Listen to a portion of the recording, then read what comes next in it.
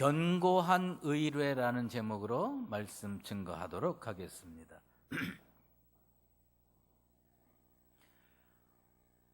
오늘 우리는 가정의 주일로 지킵니다. 어린이 주일하고 어버이 주일을 합쳐서 가정의 주일로 지키는데, 하나님의 은총의 손길이 사랑하는 우리 강북제일교회 성도들 모든 가정과 자녀들과 연로하신 부모님들, 주님께서 강하게 역사하셔서 축복으로 인도하시게 되기를 주의 이름으로 축원합니다. 얼마 전에 새벽 기도회를 오는데, 저는 이게 차를 타고 대학로를 거쳐서 새벽 기도회를 옵니다. 그런데 그 대학로 그 해화역 근처에 이렇게 보면 편의점이 있어요. 편의점이 있는데, 그 편의점에서 제가 이제 새벽 기도회 가는 시간이면은 그저 5시 조금 넘었을 때인데, 근데 그 시간에 한 26살 정도 돼 보이는 그 여성 한 분이 거기 보면요, 이렇게 밖이 보이는 자리에 앉았다가 뭘 들고 이렇게 나와서 쓰레기통에 버리는데, 가만히 보니까 혼자 밥을 먹었어요. 그 새벽 시간에 혼자 밥을 먹고, 그리고 그걸 쓰레기통에 보였는데, 나는 처음에는 이분이 밤새 어디서 술을 드시다가 그리고서 이제 해장하려고 그랬나 보다, 난 이렇게 그런 식으로 생각을 했는데, 가만 보니까 걸음걸이가 아주 정상적이야. 그러니까 뭐 술 드신 분은 아닌 것 같아요. 생각이 자꾸 신경 쓰이면서 생각이 드는 거예요. 아우, 젊은 여성이 그러면 어제 저녁에 남자랑 헤어졌나? 뭐 그런 생각도 들고, 이 새벽에 왜 혼자서 그렇게 밥을 먹을까? 이런 생각을 했습니다. 요즘 흔히 얘기하는 혼밥족이에요. 혼자 밥 먹는 거예요. 혼자. 우리 주변에 생각보다 혼밥족이 참 많습니다. 또 한 사람 얘기할게요. 대기업에서 이사까지 하신 분이에요. 대기업에서 이사까지 하시고 은퇴를 했습니다.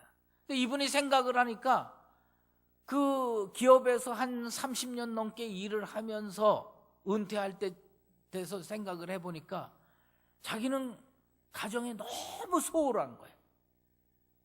맨날 회사만 다니면서 애들이 어떻게 컸는지 그거 전혀 모르고 뛰어다니는 거예요. 은퇴하고 보니까 너무 가족들한테 미안하고 특별히 부인한테 미안한 거예요. 그래서 이제 은퇴한 그날부터 설거지도 좀 하고 말이죠. 젊었을 땐 전혀 안 했던 거. 부인이 백화점 가면 가서 카트 끌고 쫓아다니고. 이분이 이제 어떻게 하면 이제 부인한테 잘해줄까 생각을 하다가, 부인하고 의논하지 않냐고 여행 계획을 짜가지고 비행기 티켓하고 해서 둘이서 다 어디 가서 여행도 하고 왔어요. 자기는 나름대로 부인하고 자녀들한테 참 최선을 다해서 속죄하는 마음으로 했는데, 어느 날 부인이 정색하고 아침 식사 끝나고 오늘은 어떻게 우리 부인을 기쁘게 할까 이렇게 생각하고 있는데, 정색하고 부인이 한마디 하는 거예요. 나가 좀 놀아.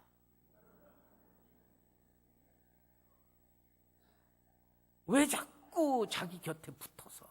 자기는 그 기간 동안에 부인을 위해서 헌신하고 속죄하는 마음으로 열심히 뛰었다고 생각하는데, 부인은 그동안 뭐냐면 몇십 년 자유롭게 보내다가 은퇴해서 불쌍해서 며칠 놀아줬더니 나가지 않고 계속 붙어서 이렇게 다니니 못 견디는.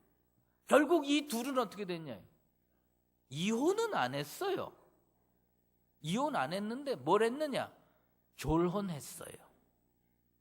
학교 졸업하듯이 법률적으로는 부인인데 법률적으로는 남편인데 집 하나 얻어가지고 남편은 이쪽 집에 살고 부인은 이쪽 집에 살고 그러면서 각자 삶을 살게 된 겁니다.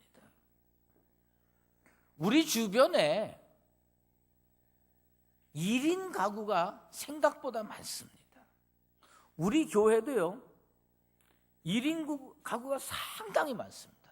제가 신방에 보면 1인 가구가 참 많습니다. 우리나라의 인구가 5,100만 조금 넘습니다. 5,100만 조금 넘는데 1인 가구가 몇 가구가 되느냐? 520만 3천 가구입니다. 지금. 그러니까 우리나라 사람 중에 10명의 하나는 1인 가구에 사는 거예요. 왜 그렇게 아파트가 많은가 봤더니, 왜 그렇게 다세대 주택이 많은가 봤더니 우리는 다 그 집안에 남편도 있고 아내도 있고 자식도 있고 이러고 살 거라고 생각을 하지만 대부분이 뭐냐면 상당히 많은 거예요. 그래서 가구 수로만 따지면 뭐냐면 28% 정도. 그러니까 10가정에 3가정은 혼자 삽니다. 여러분들이 볼 땐 다 뭐 여러 명이 같이 살 것처럼 보여도 자세히 들여다보면 10가정에 3가정은 혼자 사는 겁니다. 옛날 그 유명한 작가 있어요. 대지를 쓴 펄벅이 그런 얘기를 했습니다. 가정이야말로 내 인생의 진정한 대지였다. 난 거기에서 정신적인 영향을 섭취했다. 그렇게 얘기합니다. 그런데 요즘 가정이요, 많이 파편화되고 깨지고, 그래서 가정에서 제대로 영향을 섭취하고 가정에서 제대로 영적인 것을 공급받는 가정은 그리 많지 않습니다. 새들이 둥지를 치는데요, 이 새들이 둥지를 치고 그 어미새가 잘 둥지를 관리할 때는요, 알이 온전합니다. 근데 깨진 둥지에서 찾아낸 알은요, 온전한 게 하나도 없습니다. 지금 한국에 있는 가정들 깨진 둥지가 많습니다. 이러저러한 이유로 깨진 둥지가 많아서 그 속에서 제대로 온전한 알을 찾아보려면 그리 많지 않습니다. 마더 데레사라는 사람이 그런 얘기를 했습니다. 뭐라뇨? 멀리 있는 사람 사랑하려고 하지 마라. 우리는요, 선교의 마인드를 가지고요, 외국에 가서는 진짜 열심히 사랑해주고 쓰다듬어주고 보듬어주고 헌신하고 봉사해요. 그런데 어디 가서 안 하느냐? 자기 집에서는 안 합니다. 마더 데레사가 뭐라고 얘기를 하느냐? 정말 사랑이 필요한 것은 어디냐? 당신 가정이다. 정말 사랑이 필요한 건 당신 가정이니까 그 사랑을 가지고 어디로 가냐? 가정으로 가라는 겁니다. 여러분의 가정이 지금 사랑이 필요해요. 사랑은 어디 가서 해야 되느냐? 여기 몽골에 가서 하거나 아프리카에 가서 하거나 남아메리카에 가서 아마존강 가서 하는 거 아니에요. 사랑 어디서 해야 되느냐? 여러분 집에서 해야 돼요. 여러분 아파트에서 해야 돼요. 가정에서 사랑이 연습되고 가정에서 사랑이 실천되고 가정에서 사랑이 시작되어야 됩니다.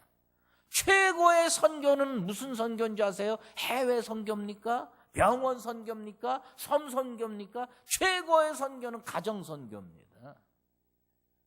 예수 믿는 사람이 어디서 선교를 1차적으로 해야 되느냐? 가정에서 선교를 해야 되는 겁니다.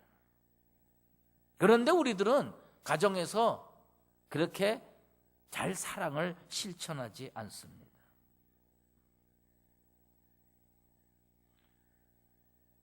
오늘 그 잠언 기자는 뭐냐면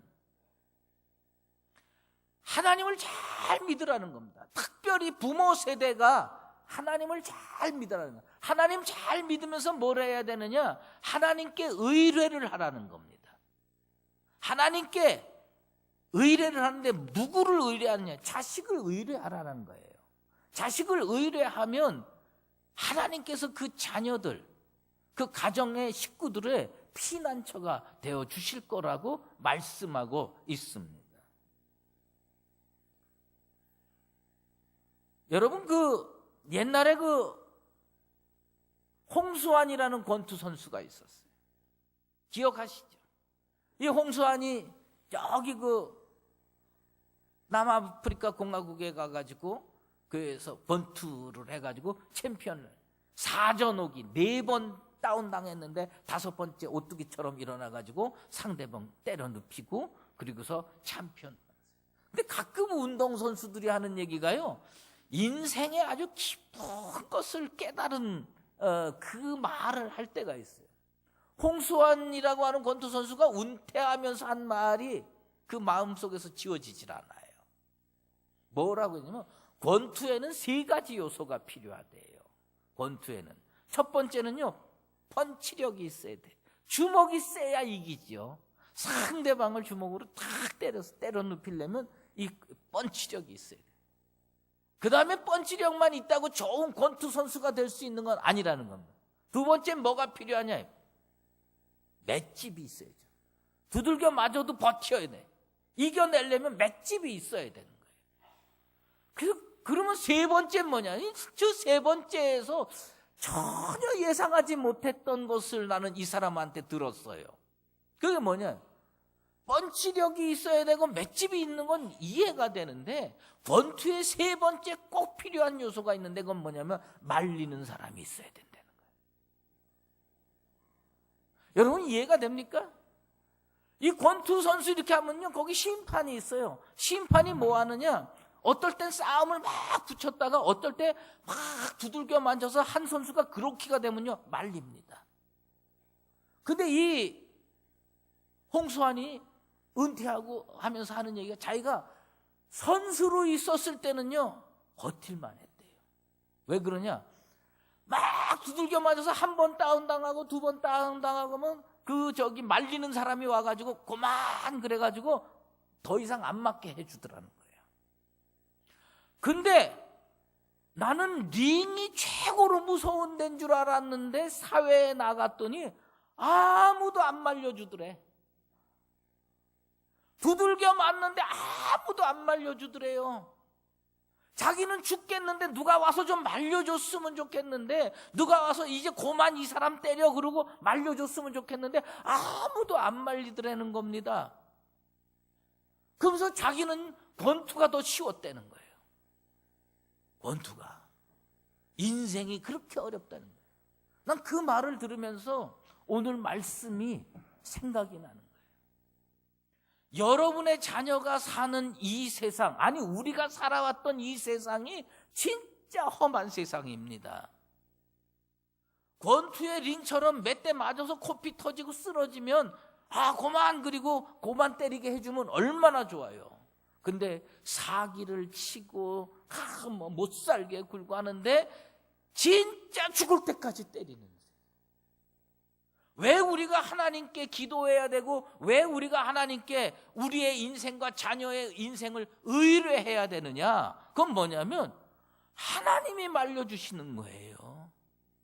우리 하나님이 피난처가 될 때 우리 자녀들은 건강한 인생이 되고, 우리의 나머지 인생도 진짜 견뎌낼 수 있는 능력의 인생이 될 줄로 믿습니다. 여러분, 이게 참 중요한 거예요. 이게 너무 중요한 거예요. 왜? 피난처는 누구에게나 필요합니다. 여호와가 여러분 인생의 피난처가 되기를 축원합니다. 얼마나 힘듭니까?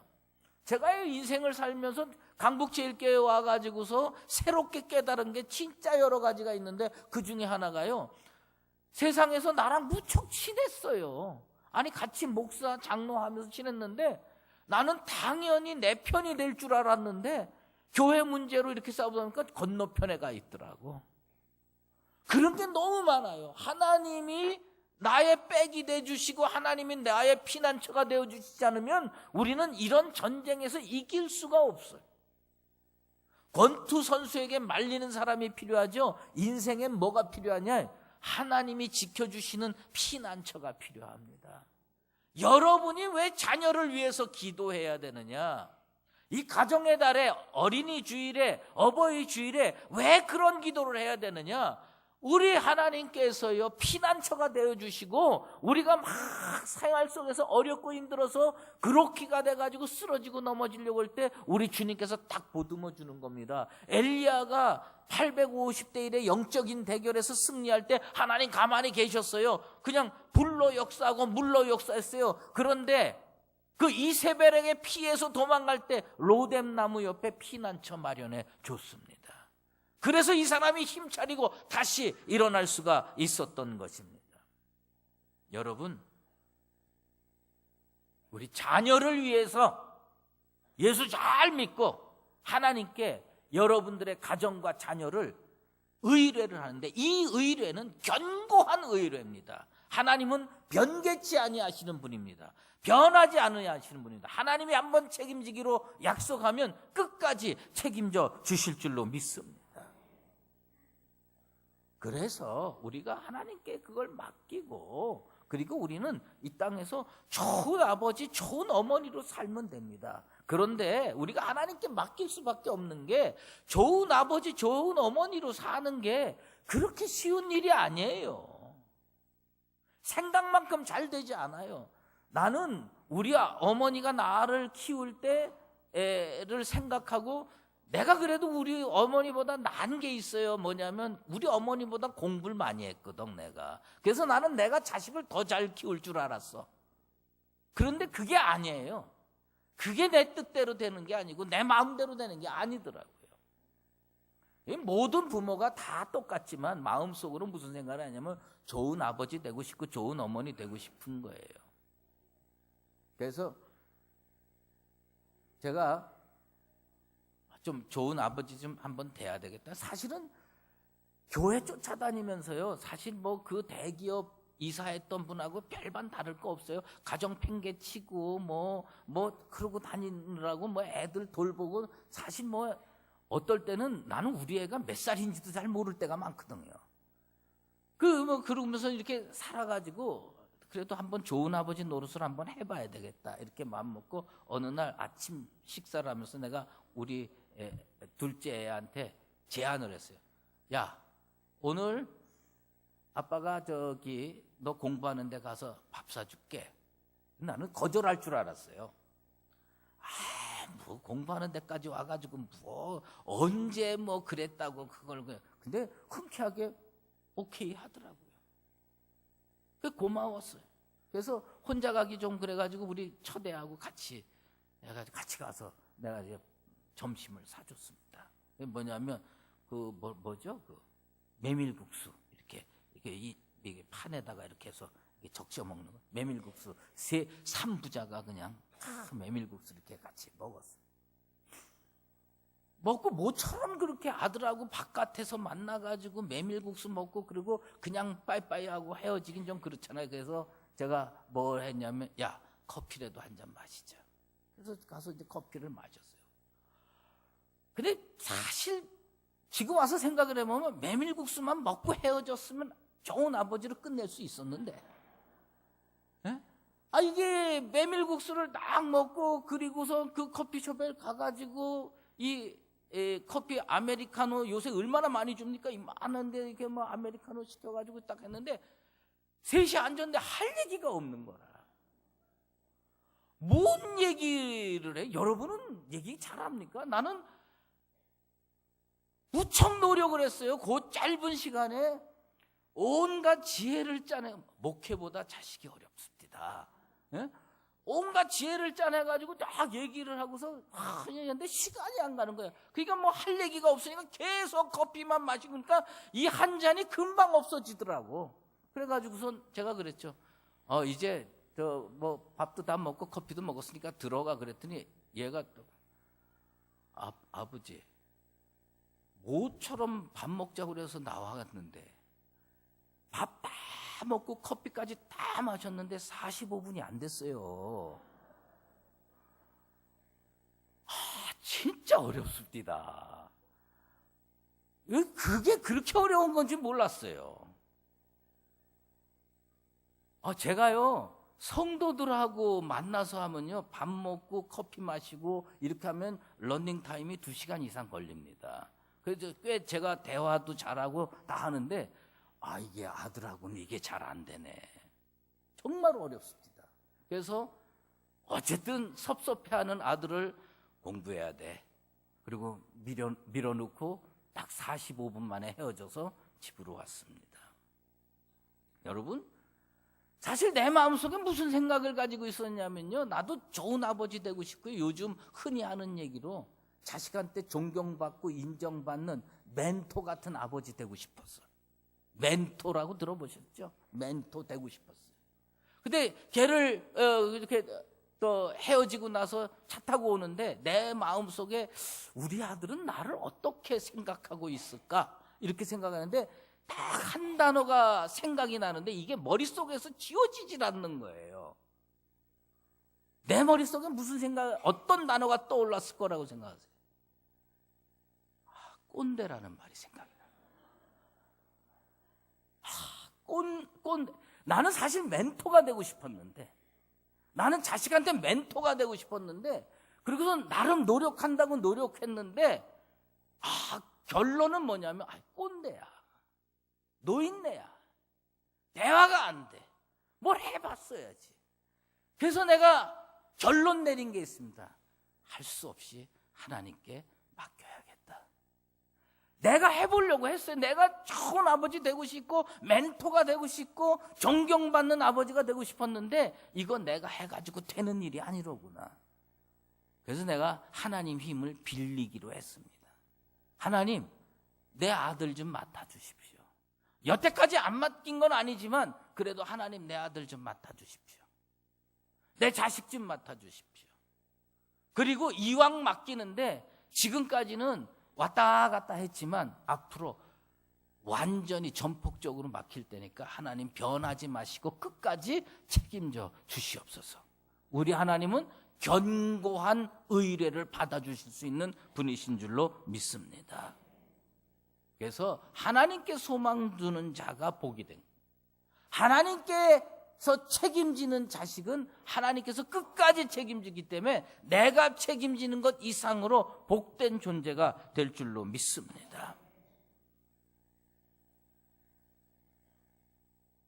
그러면 우리가 이 시대에 우리 세대들이 다음 세대, 아래 세대하고의 관계를 잘 맺느냐면 그렇게 썩 잘 맺질 못하고 있다면 그러면 윗세대하고 잘 맺고 있느냐?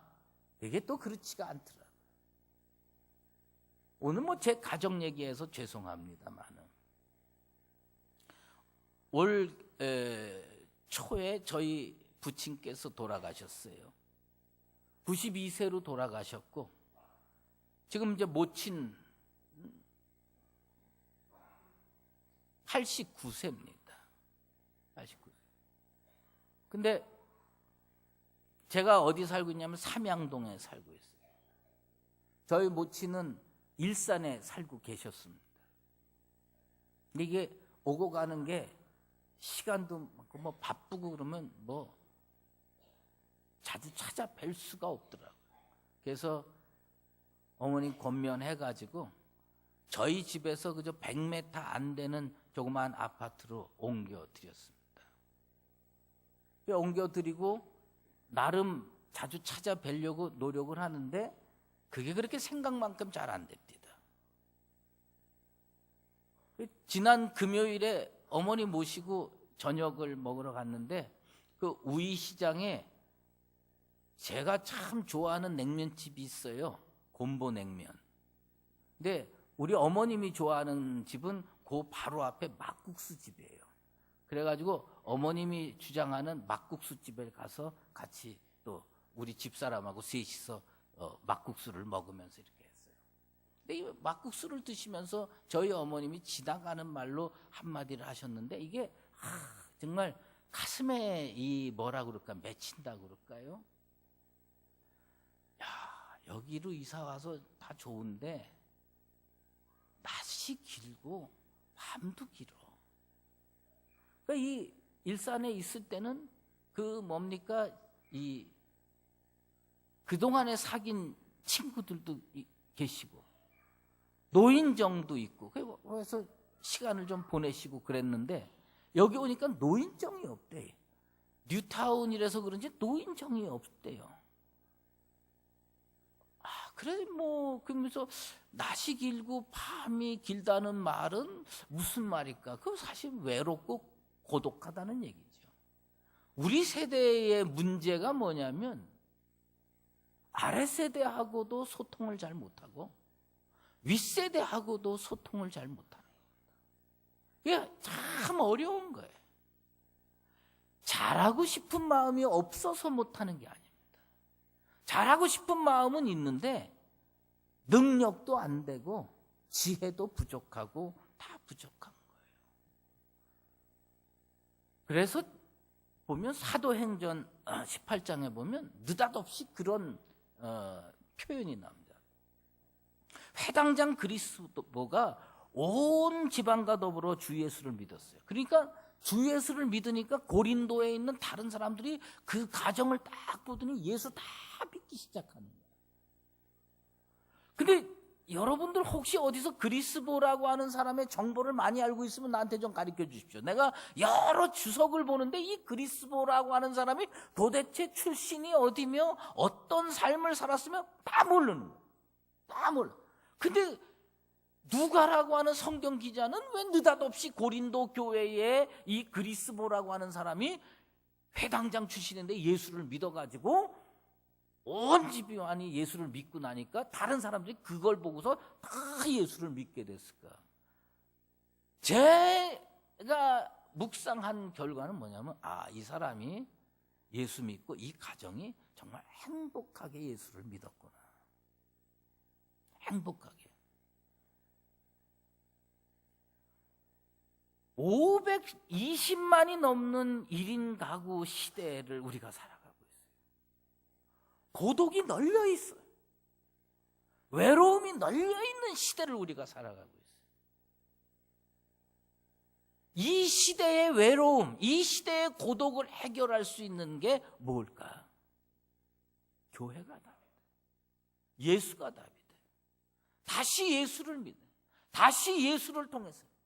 예수님이 가장 자주 갔던 집이 어떤 집인 줄 아십니까? 예수님이 가장 자주 갔던 집이 베다니 나사로의 집입니다. 이 나사로하고 마르다하고 마리아가 다 장성한 사람들입니다. 나사로가 죽었어요. 예수님께서 가서 생명을 다시 주셨어요. 그거 기뻐가지고 마르다가 잔치를 벌이고 마리아가 잔치를 벌이는데 거기에서 마리아가 예수님께 향유 옥합을 깨뜨려 드립니다. 여러분, 마리아는 왜 향유 옥합을 예수님 앞에서 깨뜨렸을까? 전 그렇게 봅니다.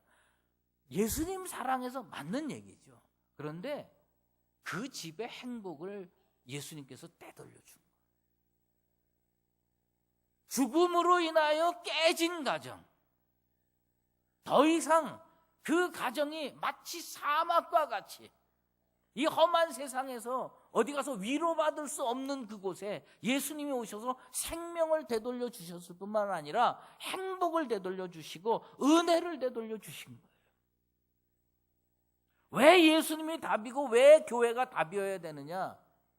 우리 주님이 그 가정에 행복을 되돌려 주실 수 있는 능력 있는 분이었어요.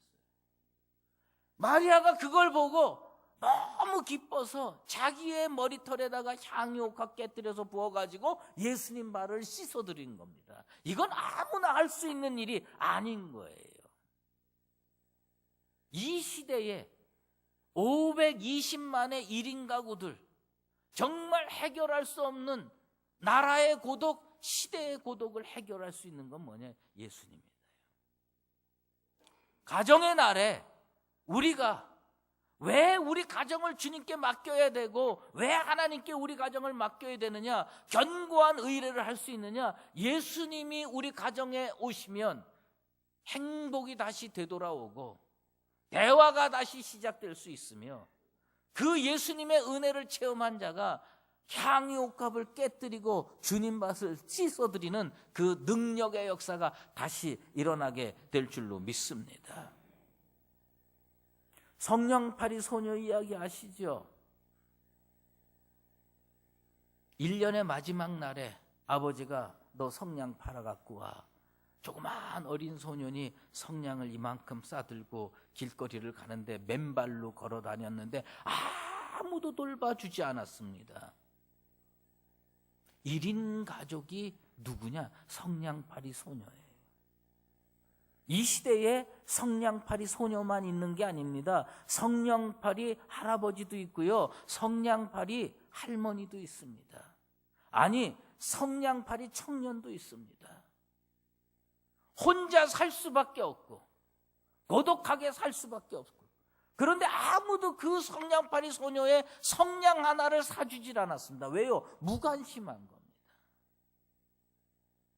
죽음이 있는 세상, 고독이 있는 세상, 외로움이 있는 세상, 예수님께서 찾아가시니 생명이 회복되고 기쁨이 회복되고 행복이 회복됐습니다.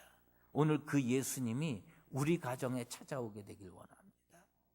그 예수님이 여러분 인생에 찾아가길 바랍니다. 그래서 예수님께서 여러분의 생명을 회복시켜 주시고 고독을 치료해 주시고 그리고 기쁨을 회복시켜 주셔서 이 거친 세상, 정말 내 인생에는 피난처가 있구나, 하나님은 정말 내 인생을 끝까지 책임져 주시는 견고한 의뢰를 할 수 있는 분이로구나 새롭게 느끼면서 소망의 삶을 열어가는 나와 여러분 되시기를 예수 그리스도의 이름으로 축원합니다. 기도하겠습니다. 하나님 아버지, 이 나라의 가정들이 깨어져 가고 있습니다. 정말 혼자 있기가 좋아서 1인 가족 된 그런 사람이 과연 몇이나 되겠습니까? 어쩔 수 없이 1인 가구가 되고 성냥팔이 소녀처럼 그 누구도 돌보지 않고 무관심하고 성냥 하나를 사주지 않는 이런 세상에서 우리가 살고 있습니다. 주님, 죽음이 있는 곳, 슬픔이 있는 그 가정 베다니에 찾아가셔서 나사로에게 생명 주시고 마르다와 마리아에게 잔치할 기분을 회복시켜 주신 그 주님께서 이 나라에 찾아와 주시고 이 교회에 찾아와 주시고 우리 성도들 가정에 찾아가 주시옵소서. 그리하여서 우리 주님으로 인하여 살 소망이 생기고 기쁨이 생기고 다시 꿈을 꿀 수 있는 복된 인생들로 변모시켜 주시옵소서. 예수 그리스도의 이름으로 기도드리옵나이다. 아멘. 이제는 우리 주 예수 그리스도의 은혜와 하나님 아버지의 극진하신 사랑하심과 성령의 인도하시고 교통하심이 가정주의를 맞이하여 우리의 미래인 우리의 새 생명들과 여기까지 우리를 인도해 이끌어 오신 어버이들 위에, 그리고 강북제일교회 성도들과 우리 교회 위에 이제로 영원히 함께 계시옵기를 간절히 축원하옵나이다. 아멘.